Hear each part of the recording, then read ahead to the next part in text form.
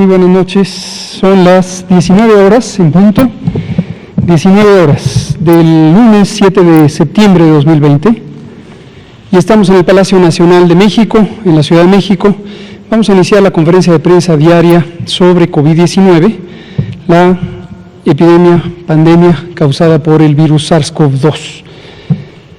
Estamos a punto de cumplir 200 conferencias mañana, pero hoy vamos a tener la número 199 y vamos a tener un informe técnico que presentará el doctor Alomía, un detalle de comparación que hemos presentado en muchas otras ocasiones sobre la situación en la región de nuestro continente, de América, y comentaremos sobre las diferencias de las distintas curvas epidémicas, su interpretación, su significado. Y después abrimos a preguntas que ayer quedaron pendientes, varias de ellas. Doctor Alomía, si es tan amable. Con su permiso, señor secretario. Muy buenas tardes con todas y con todos los que están tanto de manera presencial como de manera virtual. Nos siguen también a través de las diferentes redes sociales y medios de comunicación. Estamos en la conferencia vespertina número 192 y el día de hoy cumplimos 100 días de la nueva normalidad. Normalidad que ustedes saben se caracteriza por las intervenciones comunitarias, actividades que son permitidas a través del semáforo de riesgo COVID, que desde hace 100 días se operan precisamente en cada una de las entidades federativas en base a la situación, al perfil epidemiológico que cada una de ellas tiene. Recordando que la epidemia en México es una epidemia asincrónica, es decir, sucede en diferentes momentos, con diferentes magnitudes en cada una de las 32 entidades federativas. Por eso la importancia de que cada una pueda tener un modelo y una evaluación de su riesgo para, en la medida de este resultado, puedan entonces aplicar las acciones, las intervenciones para disminuir la circulación en el espacio público y favorecer la sana distancia entre las personas que residen en cada una de ellas y así poder modular de manera adecuada la presentación de la epidemia en cada una de ellas. Vamos a ver cómo se encuentra el escenario nacional. Aquí tenemos más de 1.435.700 personas, son las que hasta el momento han sido estudiadas, han ingresado a este protocolo de estudio para saber si presentan o no la enfermedad COVID-19 y esto lógicamente a través de la detección mediante una prueba de PCR, que es la que está oficializada y normada para México, que permite identificar el virus SARS-CoV-2.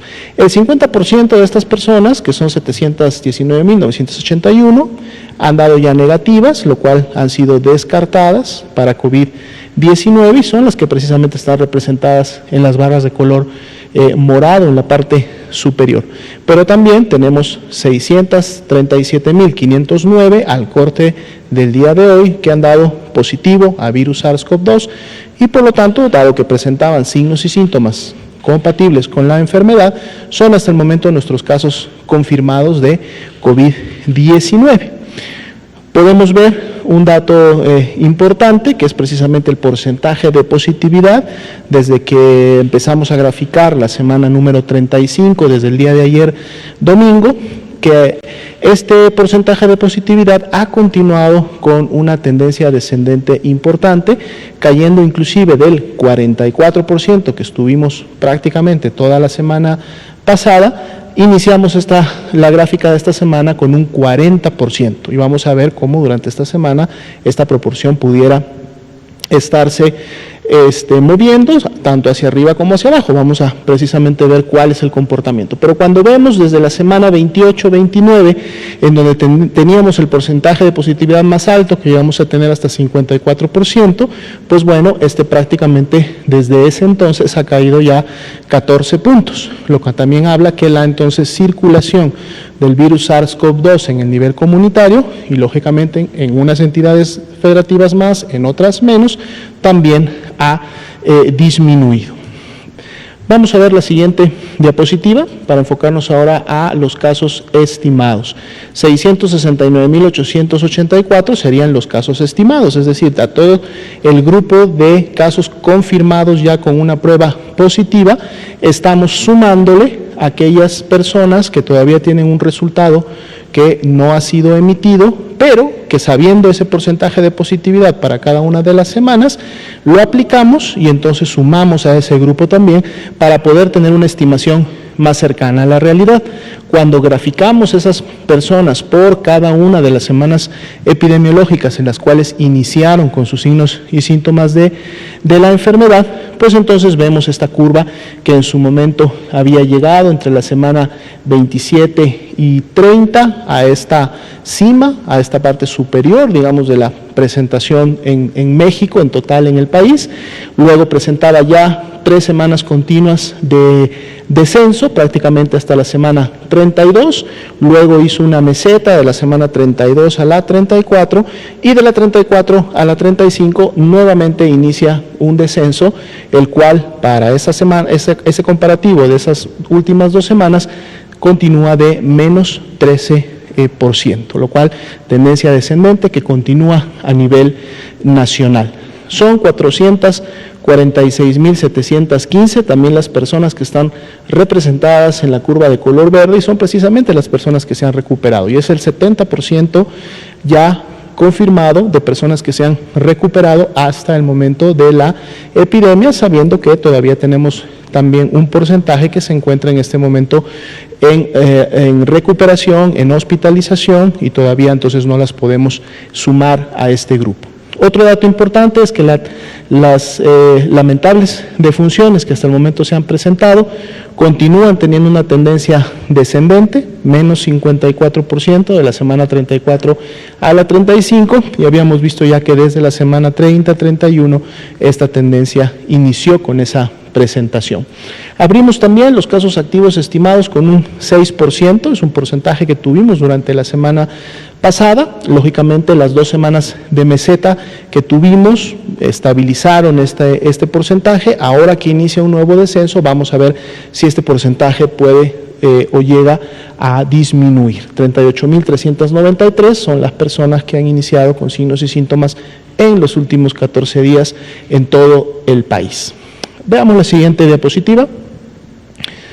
La disponibilidad y ocupación hospitalaria, 33% en el caso de camas general a nivel nacional.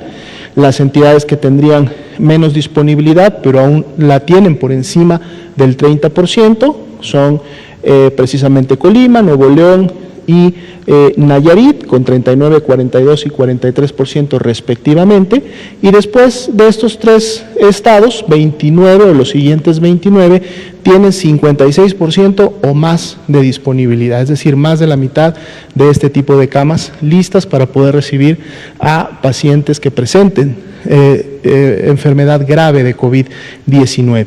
Y en la siguiente diapositiva vemos la disponibilidad para los pacientes que presentan enfermedad crítica, es decir, que requieren de un ventilador mecánico para poder sostener su respiración y lógicamente un tratamiento más especializado. Aquí también la ocupación ha estado disminuyendo de manera considerable en las últimas semanas, es de 28% solamente la media nacional con el corte del día de ayer, y aquí vemos que todas las entidades federativas tienen 55% o más de este tipo de camas también disponibles. Bien, vamos a pasar ahora a revisar una actualización de gráficas internacionales. Vamos a revisar algunos de los países más representativos de la región de las Américas y lógicamente también a México, para ver cómo se ha estado presentando la pandemia y lógicamente las epidemias al interior de cada uno de ellos. Aquí tenemos, por ejemplo, el caso de Argentina.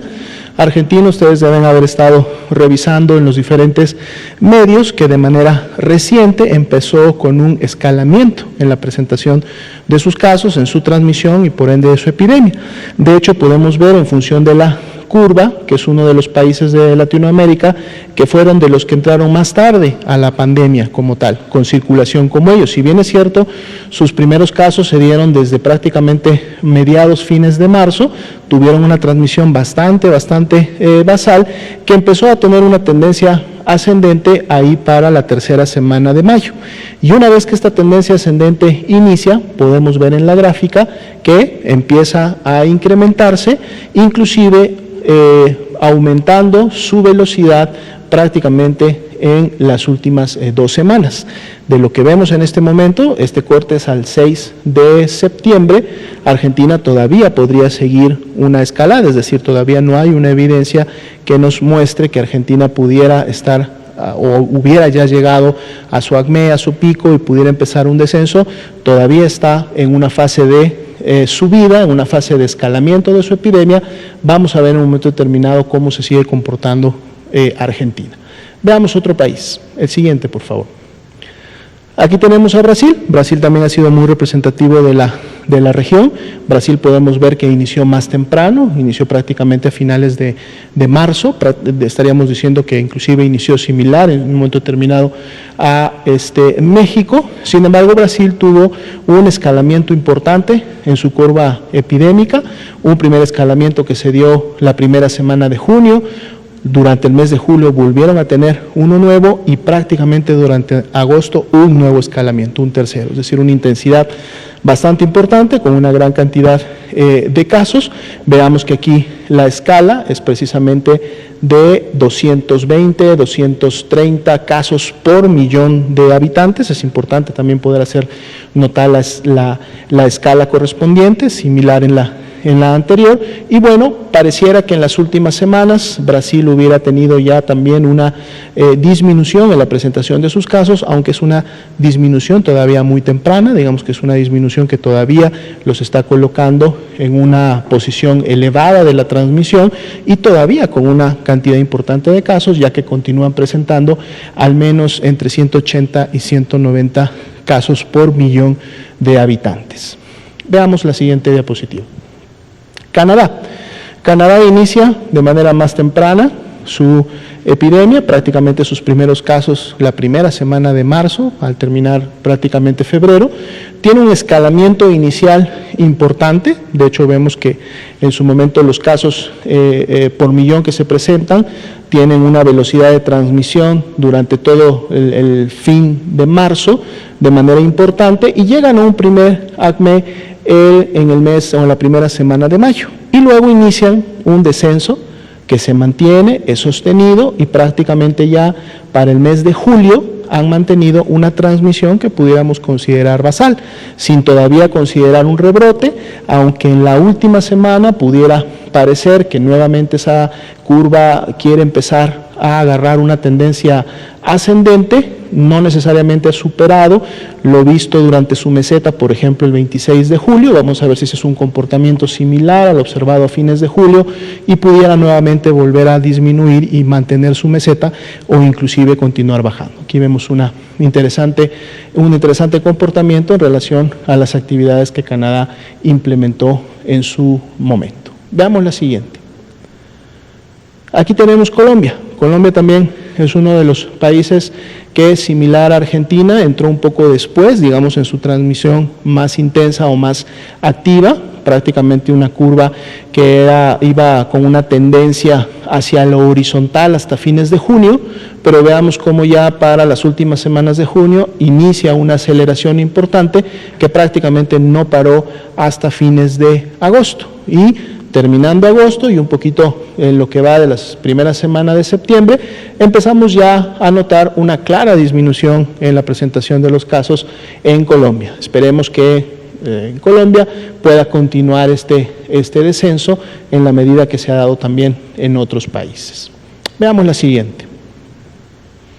Aquí tenemos a Estados Unidos, nuestro hermano país vecino del norte, al igual que Canadá. Podemos ver que inició una transmisión importante en el fines de marzo, primeros de abril, lo que parecía en su momento que había llegado a un primer acme, que de hecho así fue, porque empezó una tendencia descendente que se mantuvo prácticamente hasta fines de junio, una meseta pero con tendencia descendente. De repente para fines de junio y ni bien inició el mes de julio, nuevamente una transmisión con intensidad importante, una aceleración bastante profusa, llegando inclusive a un nuevo acme que no solo duplicó, sino más bien triplicó el que se había tenido el 12 de abril y en su momento para el 26 de julio una gran carga de casos por millón confirmados y luego entonces inicia nuevamente un descenso. Las 2 últimas semanas,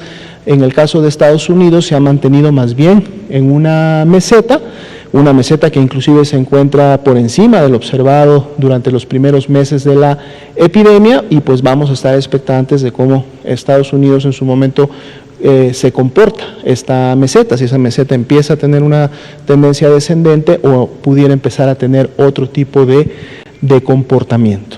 Vamos a ver la siguiente, que me parece es precisamente nuestro país. Aquí tenemos a México. Notemos que la escala cambia, la escala anterior era de hasta 250 casos por millón y aquí la escala máxima es de solamente 60, es una escala 4 veces menor a la que veíamos anteriormente.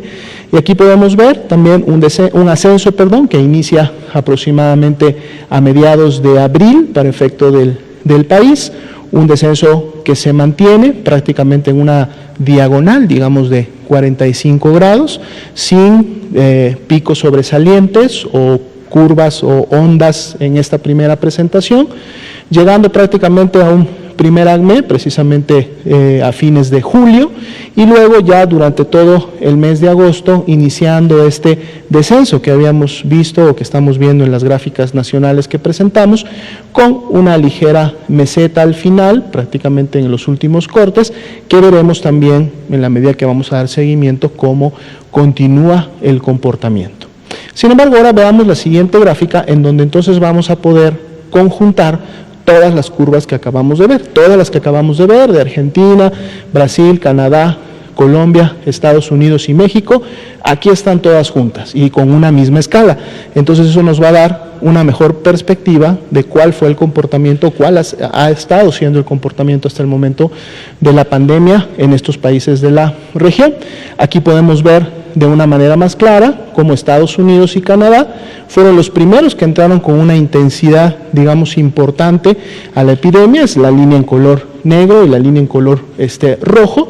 Vemos que ya para su día 30, es decir, para después de un mes de haber presentado su primer caso por millón de habitantes, tenían una intensidad importante. Lógicamente la de Estados Unidos prácticamente era 2.5 veces mayor que la que estaba presentando Canadá, y mientras ambos países iniciaron también con un descenso que se dio casi hasta el día 95-100 de su epidemia, vemos como Canadá sí llega a un control importante en la presentación de la misma y prácticamente desde ese día 100 en adelante ha mantenido una tendencia muy basal, una transmisión muy pegada al horizonte, mientras que a partir también de ese día 100, más bien Estados Unidos viene con este repunte del que estábamos hablando, llegando a ser de los países de la región que ha alcanzado la mayor cantidad y presentación de casos por millón de habitantes. Llama también la atención, lógicamente, Brasil es como el tercer país de la región de esta gráfica que inicia con una transmisión importante, ahí por su día 45, y una vez que inicia esa transmisión importante o esa tendencia ascendente, no para. Llega en un punto inclusive a superar los casos por millón que presentaba Estados Unidos, y aunque Estados Unidos tiene esta bajada y esta subida, lo vuelve nuevamente a encontrar ahí por el día 135, se vuelve a encontrar con la misma intensidad que Estados Unidos e inclusive lo supera, y prácticamente en las últimas semanas podemos ver cómo Brasil ha mantenido una transmisión importante y se ha posicionado entre los primeros lugares.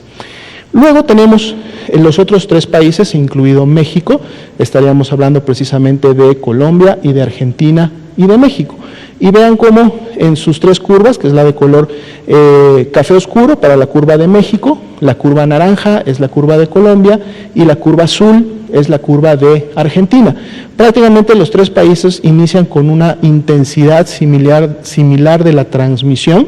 Esta intensidad se mantiene, empieza a ser una diagonal baja, sin tanta velocidad en esta transmisión, y prácticamente todos tienen una presentación similar también hasta el día número 100. Sin embargo, a partir del número 100 también es cuando viene la diferencia.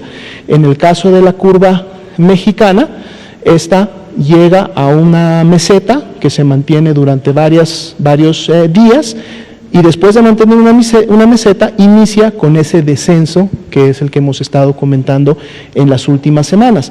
No así las curvas de Argentina y Colombia, que más bien a partir del día 100 inician con una transmisión importante, una aceleración, vemos la curva azul y la curva naranja cómo se van para arriba e inclusive llegan en las últimas semanas a posicionarse en los primeros lugares de transmisión y por lo tanto de intensidad de contagios y de casos que se han visto, inclusive superando a ambas curvas, tanto la de Argentina como la de Colombia, a la que ya había estado presentando Estados Unidos. Esta gráfica, y con esto termino la presentación, también es una forma en la que claramente podemos ver lo que hemos explicado desde otros enfoques y hemos explicado también con otros elementos técnicos, pero cuando lo vemos así en el panorama internacional y en la comparación de curvas de estos países, aquí también podemos ver el efecto y el resultado que hemos tenido de lo que hemos denominado aplanar la curva en México, porque eso es lo que podemos ver claramente aquí, cómo la curva mexicana en comparación con la de otros países es una curva mucho más plana y que habiendo tenido un inicio similar o una tendencia similar con relación a otros países, la curva mexicana se aplanó y empezó a disminuir en relación a otros que no siguieron esa tendencia y más bien se incrementa. Serían los datos para esta noche. Muchas gracias, doctora Lomía, por este repaso de conceptos que hemos estado comentando desde el inicio de la epidemia, pero siempre nos gusta que actualicemos cómo está la situación, que le volvamos a ver la evidencia, que la podamos comparar juntos y revisar, y que esté sujeta a escrutinio. Así que les invitamos a hacer cualquier cuestionamiento que consideren pertinente. Vamos a empezar la sesión de preguntas, son las 19:22. Natalia Vitela, Liliana Noble, Juan Carlos Machorro. Hola, buenas noches, doctor. Quisiera preguntarle sobre algunas cuestiones que dijo ayer. Lo que quería saber es, ¿esperan un rebrote para, no sé, finales de año de COVID? ¿Y de qué intensidades? Usted hablaba que en países europeos ya se está presentando este rebrote y es de la misma intensidad que como inició. Y la otra pregunta es sobre las camas hospitalarias. ¿Va a haber se va a regresar a la normalidad y en qué porcentaje, por favor? Muchas gracias, Natalia. Sobre el rebrote, hoy en la tarde me hicieron una entrevista en el radio, comenté esto, lo hemos comentado aquí, yo creo que en al menos unas 15 ocasiones, y hemos dicho lo siguiente, lo volvemos a decir. La epidemia empezó el 28 de febrero, o el 27, la noche del 27, cuando se detectó el primer caso, se confirmó en la madrugada del 28. Desde el inicio teníamos la expectativa de una epidemia larga. ¿Se acuerdan que hemos hablado de la epidemia larga? Pusimos un video donde reprodujimos las 18 ocasiones en que hablamos de la epidemia larga. Seguimos hablando de la epidemia larga. ¿Por qué hablamos de la epidemia larga? Porque en México uno de los objetivos fundamentales fue, además de contener las cadenas de transmisión mediante un mecanismo en el que se detecta los casos sospechosos, se les toman muestras para las pruebas por laboratorio, sin esperar el resultado de la prueba por laboratorio, se indica el aislamiento temporal de las personas, el estudio de sus contactos y el aislamiento de todos los contactos. Esta es una intervención que se llama contención centrada en personas. Esta intervención inició antes del 28 de febrero, precisamente producto de esa intervención que ya buscaba la identificación temprana de casos, es que detectamos el primer caso el 27 de febrero. Esta intervención continuó y ha continuado hasta este momento, hoy que estamos a lunes 7 de septiembre. En ningún momento se ha interrumpido esta intervención. ¿De quién depende la ejecución de esta intervención? De los gobiernos estatales. ¿Por qué razón? Porque la Secretaría de Salud se descentralizó en agosto de 1997 y se estableció que los 32 gobiernos estatales se convertían en autoridades sanitarias y en los 32 entidades federativas, la Ciudad de México y los 31 estados, se estableció una Secretaría de Salud con un organismo público descentralizado que, con distintos nombres, se llama Servicios Estatales de Salud. Así funciona el Sistema Nacional de México. Además de que hay instituciones nacionales de seguridad social, asistencia o atención médica y asistencia social, el IMSS, el ISSSTE, los servicios médicos de Pemex, etcétera. Esta intervención, repito, inició antes del primer caso, durante el mes de febrero, y continúa hasta el momento, y la responsabilidad de su ejecución recae en los gobiernos estatales. Conforme esta intervención, que se llama contención centrada en personas o en casos, empezó a ejecutarse en una cantidad cada vez mayor de casos, empezó a perderse la capacidad de dar seguimiento a todos y cada una de las relaciones caso-contacto, es decir, de las cadenas de transmisión. Esto, dicho sea de paso, ocurre en todo el mundo. Y lo digo una vez más, lo hemos comentado múltiples veces, porque identificamos que todavía hay personas que han perdido la memoria sobre este elemento y piensan que en México no se hace esta intervención. Incluso hacen vehementes acusaciones, ciertos medios de comunicación lo hacen repetidamente, como si en México no se hiciera contención centrada en casos o personas. Sépase que sí se hace, y sépase que en México y en todo el mundo, en cada uno de los países, incluyendo los países de alta capacidad económica, de renta alta, como los países de Europa Occidental o Estados Unidos y Canadá, estas intervenciones de contención tienen límites, porque cuando se rebasa cierta cantidad de contagios, la disponibilidad de personal para atender cada una de las cadenas de contagio se ve rebasada. Y entonces empieza a tener una importancia menor a la que existía cuando se tenían pocos casos. ¿Qué hay que hacer al respecto? Hay que sumar otra intervención. Esa otra intervención es masiva. Masiva quiere decir millones de personas a un tiempo, decenas de millones de personas a un tiempo, y esa segunda intervención que se suma a la primera, no reemplaza a la primera, sino se suma a ella, se llama mitigación comunitaria. Su expresión en México se llamó Jornada Nacional de Sana Distancia. Se dispuso su establecimiento desde el viernes 13 de marzo, cuando teníamos 12 casos registrados. Entró en funciones en algunos estados que anticiparon el cierre del ciclo escolar o la cancelación provisional de las actividades escolares el 17 de marzo, es decir, el martes siguiente, recordando que el lunes 16 de marzo fue un día festivo, y en el resto del sistema educativo nacional desde el 23 de marzo.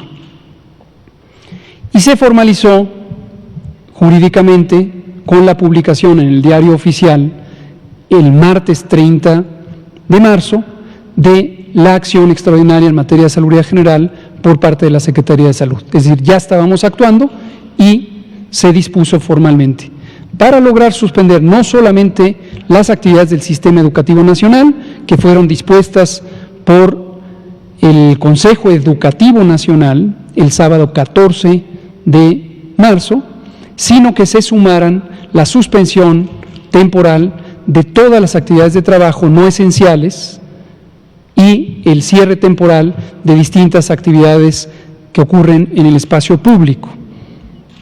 Esta Jornada Nacional de Sana Distancia se dispuso originalmente con una vigencia hasta el 19 de abril, porque fue el periodo inicial de la intervención. En ningún momento se dijo que la epidemia acabaría el 19 de abril. Como se dan cuenta, lo que estoy diciendo, estoy desmitificando mucho de lo que algunos pequeños segmentos de la sociedad parecieran no estar dispuestos a recordar. Nunca hemos dicho que la epidemia terminaría el 19 de abril. Siempre dijimos, me cito a mí mismo, preparémonos para una epidemia larga. Larga no es hasta el 19 de abril. Entonces, en el momento oportuno, extendimos la Jornada Nacional de Sana Distancia hasta el 30 de mayo.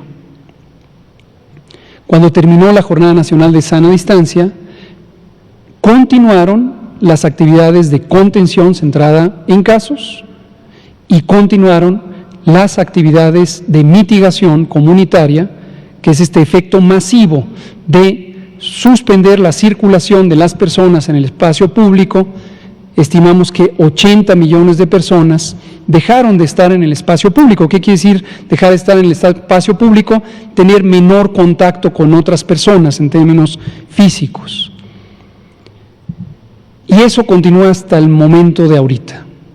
Tanto la contención centrada en personas que ejecutan las autoridades sanitarias de los estados a través de sus secretarías, sus servicios estatales de salud, personal que opera en campo hay comunidades de epidemiólogas o epidemiólogos de campo que hacen esta actividad hasta el minuto de hoy. Y también hasta el minuto de hoy sigue vigente las actividades de mitigación comunitaria a través de la restricción de actividades en el espacio público. Siguen suspendidas las clases en todo el sistema educativo nacional de todos los sectores, público, social, privado, y se han ido liberando o desconfinando actividades laborales y actividades de tipo comercial en el espacio público. ¿Por qué hay que liberar las actividades? Porque, también me cito nuevamente, todo esto es repetido, espero que no les aburra escuchar por enésima vez lo que se ha dicho, pero a veces pareciera útil repetir lo que se ha dicho. ¿Por qué no se puede mantener a un país confinado, encerrado, con los trabajos suspendidos, con las actividades públicas suspendidas? En general, porque eso afecta gravemente la economía. El enorme impacto económico que ha tenido esta pandemia en el mundo entero, tiene que ver precisamente con eso, con que en el mundo entero los países han tomado disposiciones semejantes con el propósito de hacer mitigación comunitaria. Mitigación quiere decir reducción y se refiere específicamente a la reducción de riesgos en términos del contagio. Entonces, los países que son centros económicos globales, China incluida, muchos de los países de Europa Occidental, Estados Unidos, México, Brasil, han tenido que suspender temporalmente la actividad productiva, las fábricas, los talleres, varias de las exportaciones y de las importaciones, el tránsito aéreo. Entonces, eso es el mecanismo por el que tenemos el daño económico. Ahí está la relación. Quizá hay gente que se pregunta por qué una epidemia causa un daño económico. No es por las personas que enferman y las que muy lamentablemente fallecen. Pueden tener una contribución, indudablemente, pero no es la razón principal. La razón principal es que en todos los países, incluido México, se dispusieron mecanismos de reducción de la actividad económica y social con ese propósito. ¿Cuánto tiempo puede permanecer el mundo, o un continente, o un país, o un estado, o incluso un municipio, con sus actividades económicas y sociales suspendidas? No hay una respuesta única, porque cada país tiene condiciones distintas, condiciones económicas, condiciones sociales, reservas, ahorros de magnitud diferente. Pero en general, entre más prolongado sea el confinamiento, más grande y más grave va a ser el daño económico y más difícil la recuperación. Y recordarán que también hemos dicho en innumerables ocasiones la importancia de balancear dos bienes públicos. Uno, la salud y la vida, que de manera directa se protege en el contexto de esta epidemia, evitando contagios. ¿Cómo se evitan los contagios? De la manera que he dicho, conteniendo y mitigando. ¿Por qué se evitan de esa manera y no de cualquier otra? Porque hasta el minuto de hoy, lunes 7 de septiembre, 19:35 horas, no existe un solo tratamiento directo contra el virus SARS-CoV-2. Y hasta el minuto de hoy, 19:35 del lunes 7 de septiembre de 2020, no existe ni una vacuna para prevenir los contagios. Entonces, no hay otro mecanismo más que la contención y la mitigación. Además de la reconversión hospitalaria, que lo que permite es que exista la posibilidad de que aquellas personas que son aproximadamente 2 de cada 10 de las infectadas o enfermas por COVID, que presentarán síntomas graves, 5% del total muy graves, y requerirán ventilación mecánica invasiva, además de otras intervenciones médicas de soporte general. Entonces, por esa razón hay que tener el confinamiento para proteger la salud y la vida. El otro bien público a cuidar es el bienestar, y el bienestar en mucho depende de la economía. Y obviamente entran en tensión estos dos bienes, porque si hago confinamiento, si encierro las actividades y suspendo las actividades, daño la economía. Si libero las actividades, daño la salud de manera directa. Y no hay una sola fórmula, ni una solución para todos los países o para todos los estados o para todos los municipios, porque las condiciones socioeconómicas son diferentes. No hay una solución única permanente, porque en cada etapa, en cada momento, conforme pasa cada día, cada semana, cada mes, cambia la realidad epidémica y cambia la realidad socioeconómica. Entonces, todos los días, en el nivel local más factible en términos del ámbito de decisión, en el caso de México son los estados, se tiene que tomar decisiones sobre desconfinar, abrir las actividades, mejorar las oportunidades de que se recupere la economía, con el riesgo de que se afecte directamente la salud. Y al revés, tomar decisiones de no desconfinar, con el beneficio de que se protege de manera directa la salud, en términos de los contagios que se reducen, pero con el peligro de que se dañe la economía. Entonces, esa es la mecánica del manejo de la epidemia. Termino diciendo, para responder su pregunta, el panorama de cada país depende de una enorme cantidad de realidades, de variables, de factores. El factor poblacional, la densidad poblacional, densidad es el número de habitantes promedio por unidad de espacio, vamos a decir por kilómetro cuadrado.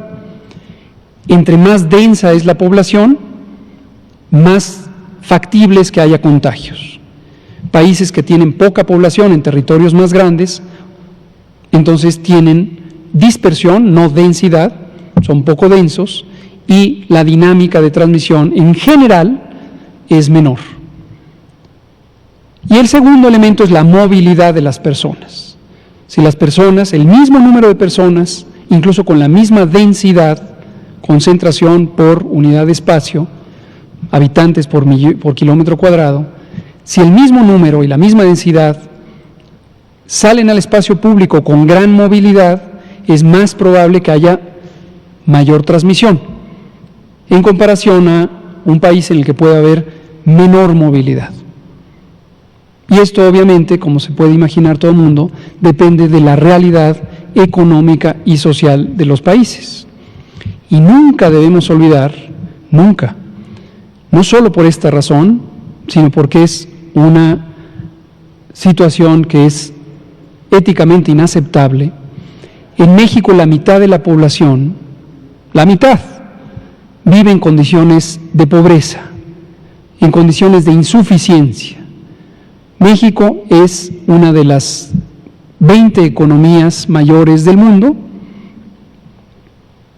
y la mitad de su población vive en insuficiencia económica, no tiene el ahorro, los ingresos necesarios para satisfacer sus necesidades fundamentales. Desde luego tenemos en México una enorme concentración de la riqueza y México es uno de los países socioeconómicamente más desiguales del mundo, junto con algunos pocos, pero está entre los 10 países más desiguales socioeconómicamente hablando del mundo. ¿Y por qué es relevante eso cuando estamos hablando de epidemias, cuando estamos hablando de COVID, cuando no estamos hablando de una enfermedad infecciosa?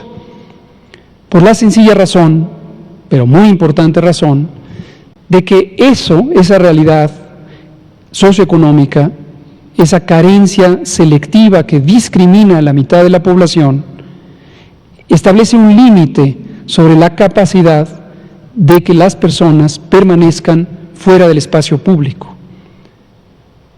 Porque si se suspenden sus actividades económicas, necesitan salir de la casa para vender un producto, para poner a disposición un servicio y recibir un ingreso, un pago, un honorario. Si no salen, no lo obtienen. Pero además, como esto no es nuevo y esto lleva décadas, no tienen la capacidad de ahorro, no han ahorrado. ¿Por qué razón? Porque sus salarios o sus percepciones son y han sido por más de 40 años insuficientes. Entonces, hay un segmento, nada pequeño, es la mitad de la población, que no se puede dar el lujo de quedarse en casa. Esto incluye también otro componente adicional, que son las personas que no viven en condiciones de pobreza, pero tienen otros medios, por ejemplo, pequeños comercios, y que si se mantiene cerradas las actividades en el espacio público, su comercio quiebra, no porque ellos y ellas no vayan a atenderlo, sino porque no hay clientes. Y entonces vienen las quiebras económicas, las quiebras de pequeños comercios, talleres y otros proveedores de bienes y servicios. Entonces, todo el tiempo hay que estar atentos a esto. Esta es la realidad socioeconómica de México y esto establece los límites de la posibilidad de mantener el confinamiento. Ahora, a pesar de todo ello, y aprovecho para agradecer una vez más al pueblo de México, la reducción de la movilidad fue semejante a la que se logró en otros países que ejercieron la coerción por parte de la autoridad, en algunos casos con el uso de la fuerza pública, cosa que en México decidimos desde un principio no íbamos a establecer, pero se redujo la movilidad. Este pequeño núcleo de la población que pareciera no visualizar esto, desconoce o quiere desconocer que se redujo la movilidad de la población y que es un mérito del pueblo de México.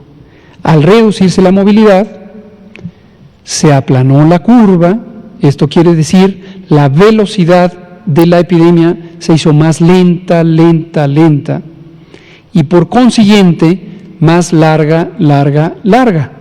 Y acabamos de ver las curvas que presentó el doctor Alomía comparadas con otros países y se ve claramente, no somos el único país que lleva meses, 6, 7, 8 meses en la epidemia. La epidemia sigue activa en el mundo. Es falsa la percepción de que en otros países se solucionó rápidamente. No. Lo acabamos de ver. Finalmente, la epidemia, dijimos, epidemia larga, preparémonos para una epidemia larga. Nos referíamos a todo esto, porque todo esto lo teníamos así contemplado. Planteamiento inicial, febrero a octubre.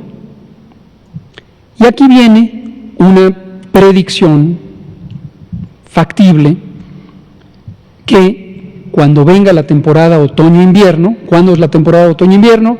Desde septiembre, desde el 21 formalmente, el 21 de septiembre, generalmente octubre, noviembre, diciembre, empieza el invierno, enero, febrero y marzo, cuando ya empieza la primavera, el periodo frío del año en el hemisferio norte hace más eficiente la dinámica de transmisión de las enfermedades respiratorias infecciosas.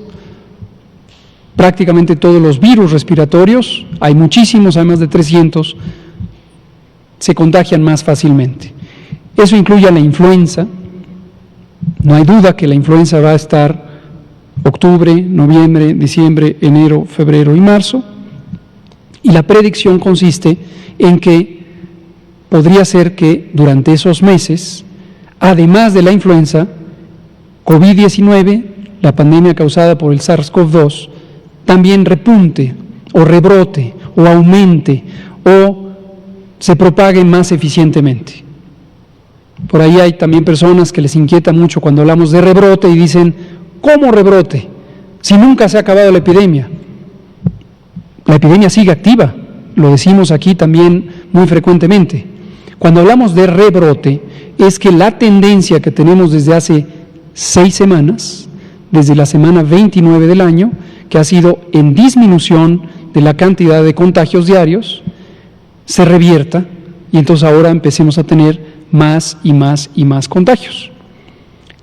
¿Por qué razón puede ocurrir esto?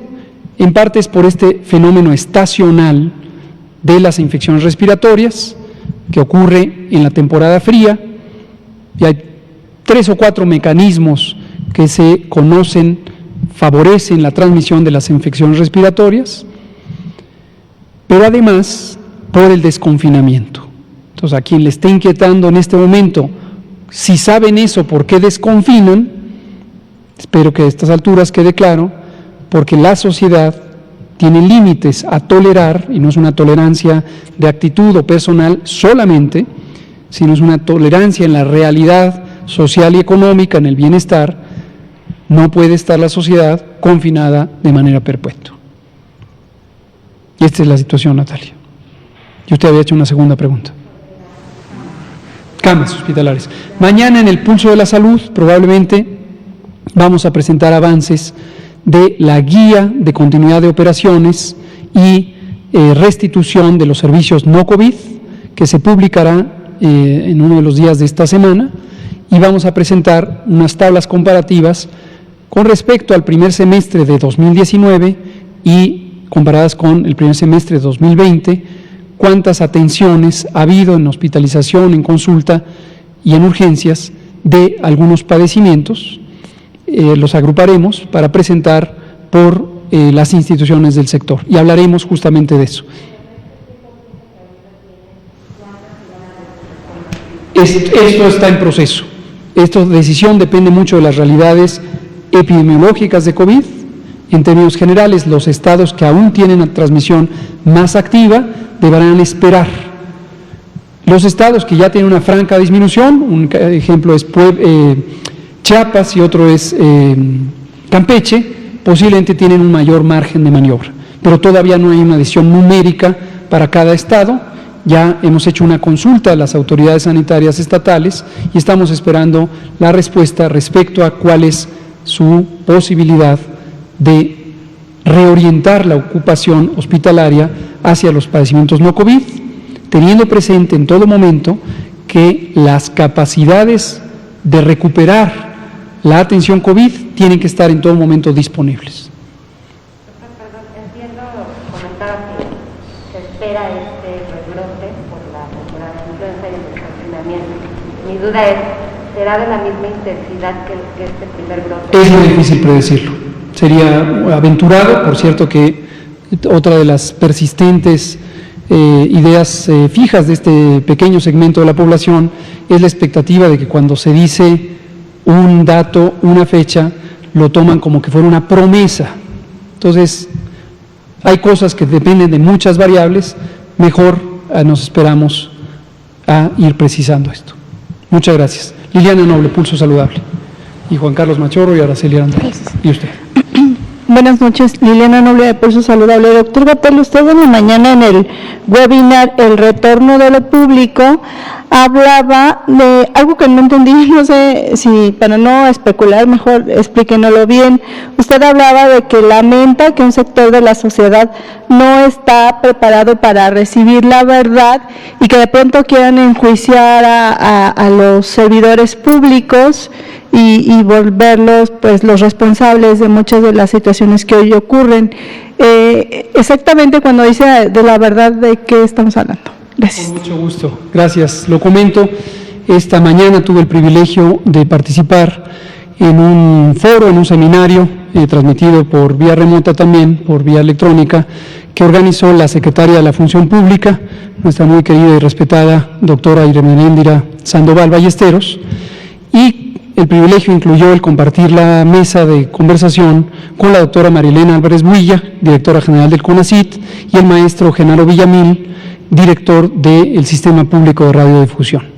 El tema del seminario fue el retorno de lo público y fue para compartir reflexiones sobre las implicaciones de la agenda de la Cuarta Transformación del actual gobierno, que tiene el intento deliberado, el empeño deliberado de hacer un cambio no tanto o no solo de gobierno, sino de régimen. Y nos referimos en varias ocasiones, y coincidiendo todas y todos, en la idea de que la integridad de las personas servidoras públicas es un requisito indispensable para poder impulsar una transformación de este nivel de profundidad.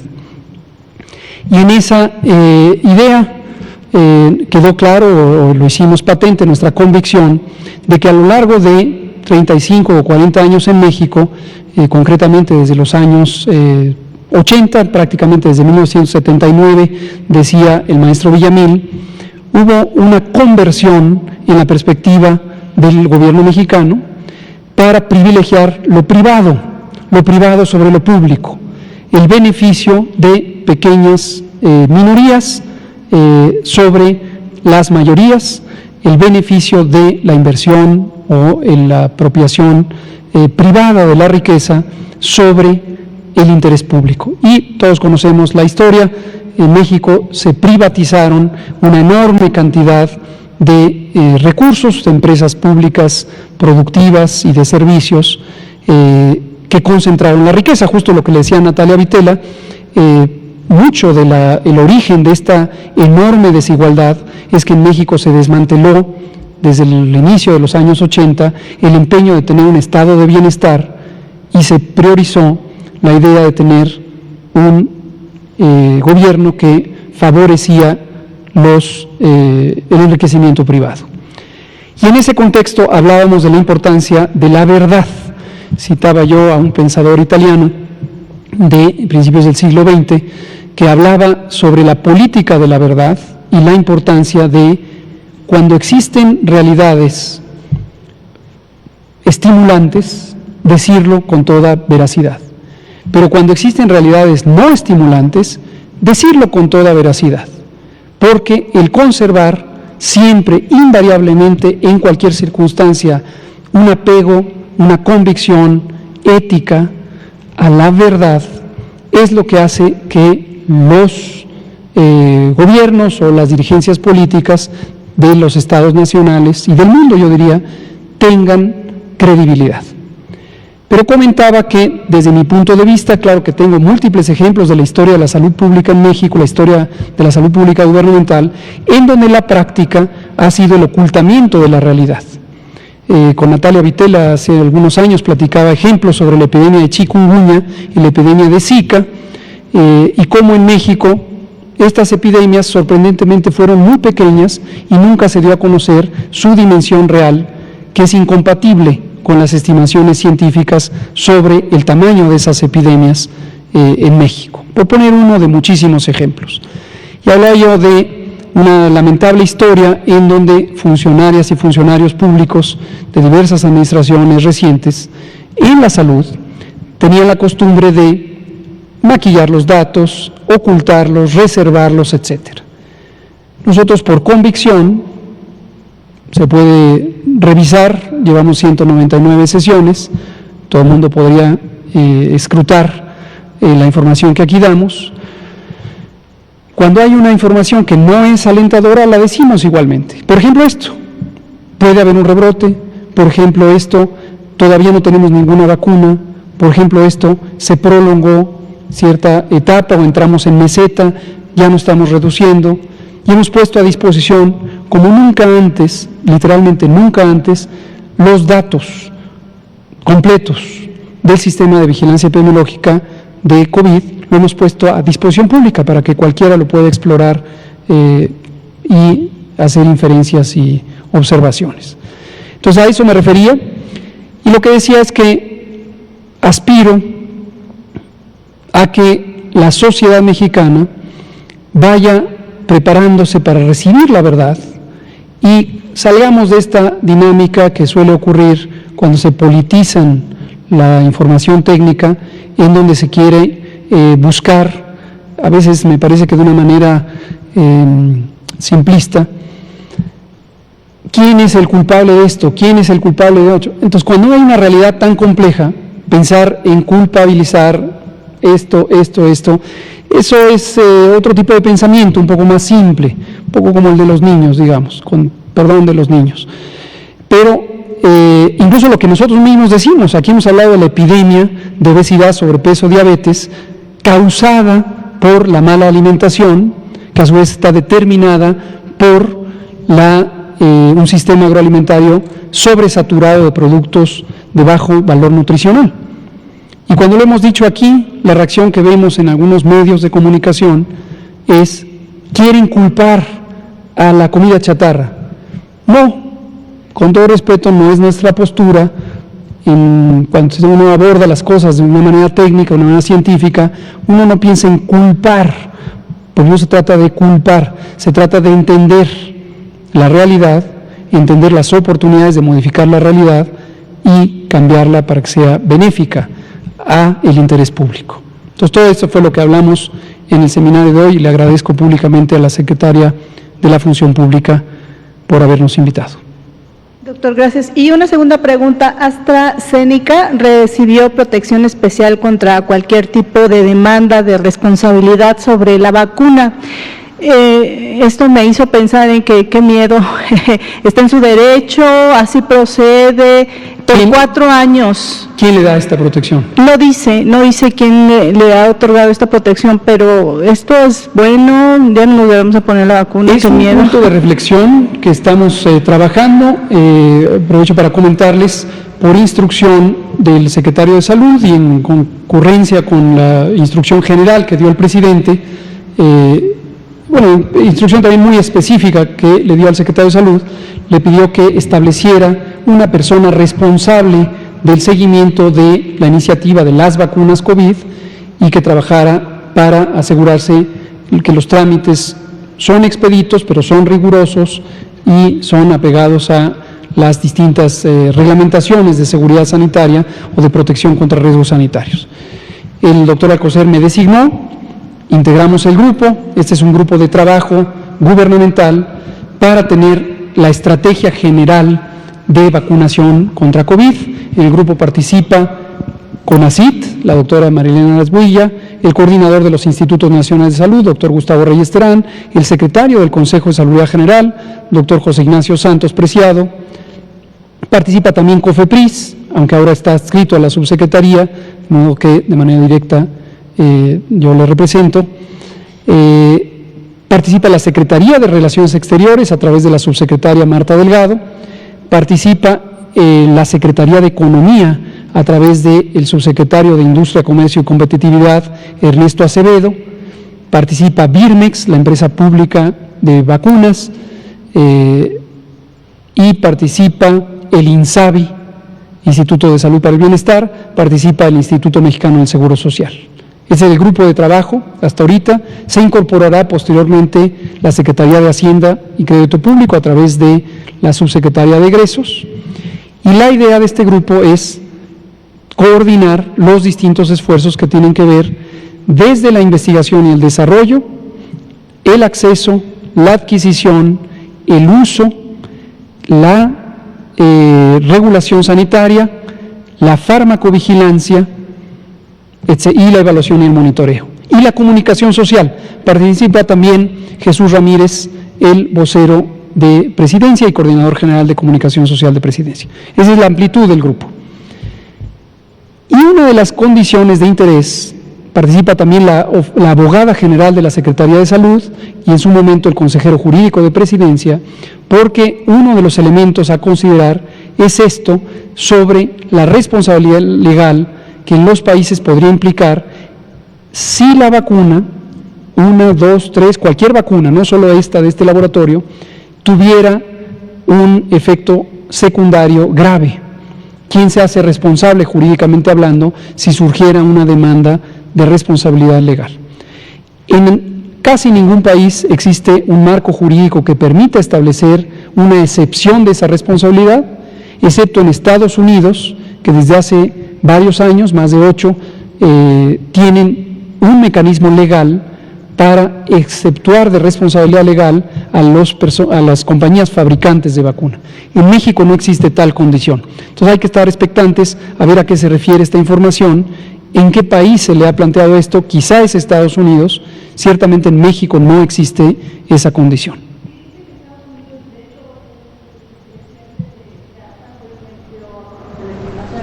Pero yo quería saber qué pasaría en México. No hay una consecuencia sobre México, eso solo implicaría que en Estados Unidos nadie puede litigar en contra de esta vacuna en caso de que esta vacuna resultara, si es que se aprueba por la FDA, la Agencia de Fármacos y Medicamentos, se aprobara para el uso en Estados Unidos, y tuviera un efecto grave y se litigara en contra. Eso no tiene consecuencia alguna para México, pero estamos analizando el marco jurídico de México, qué implicaciones tendría sobre este tipo de responsabilidad civil o en su momento penal, si fuera el caso, de un daño causado por la vacuna. Muchas gracias, pues son las 20:02. Mañana queda pendiente Juan Carlos Machoro y Araceli Ananday, y usted también. Muchas gracias. Buenas noches.